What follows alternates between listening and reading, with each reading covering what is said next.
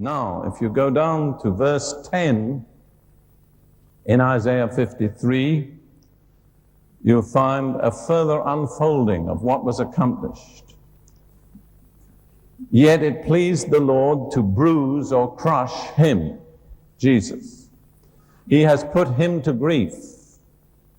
When you make his soul an offering for sin, he shall see his seed, he shall prolong his days, the pleasure of the Lord shall prosper in his hand. Notice that middle phrase, when you shall make his soul an offering for sin. Alternatively, it could be translated, and it makes no difference to the sense, when his soul shall make a sin offering. Whatever way you translate it, the fact is that Jesus' soul was made the sin offering for the whole of humanity. Now, the same word that's translated sin offering or guilt offering is also translated guilt in the Old Testament. The reason is that according to the law of the sin offering in the Levitical priesthood, when a person sinned, he had to bring his sacrificial offering. It might be a sheep, it might be a goat, it might be a ram, might be a bullock. He brought it to the priest, confessed his sins to the priest. The priest laid his hands on the head of the animal that was the offering and symbolically transferred the sin from the man to the offering, to the animal, and then the priest killed the animal and not the man. In other words, the animal paid the penalty for the man's sin, because the animal had become identified with the sin of the man. Now, the New Testament makes it clear that in the last resort, bullocks and sheep and goats cannot atone for man's sin. They were just preliminary prophetic pictures of Jesus. But Jesus' soul really became the sin offering. And in becoming the sin offering, he became sin. Now, if you keep your finger in Isaiah 53 and turn to 2 Corinthians 5, verse 21, you'll find Paul's rendering of this fact. 2 Corinthians 5, verse 21. And I'm going to put in the nouns in place of the pronouns, just to make it more clear.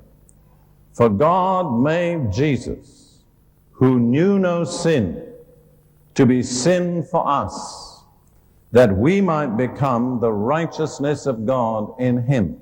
Now, unless you understand the ordinances of the Old Testament sacrifice, you wouldn't fully appreciate that in 2 Corinthians 5:21, Paul is quoting Isaiah 53:10.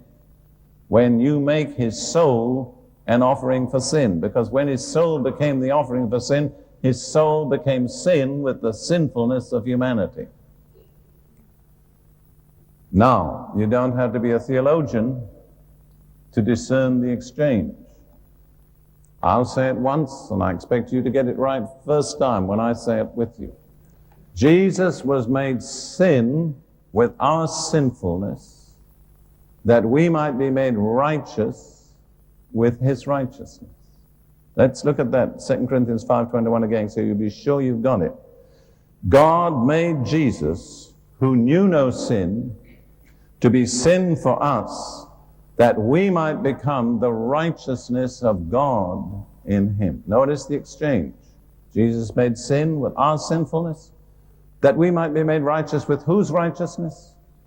His righteousness, not ours, his. All right, I'll say it once, and I expect you to follow me. Jesus was made sin with our sinfulness, that we might be made righteous with his righteousness. Okay? You got that? All right. Jesus was made sin with our sinfulness, that we might be made righteous with his righteousness. Can you heave a sigh of relief? You don't have to struggle to do your best to be righteous. You have to receive by faith the righteousness of Jesus Christ. Any lower level of righteousness will never get you into heaven.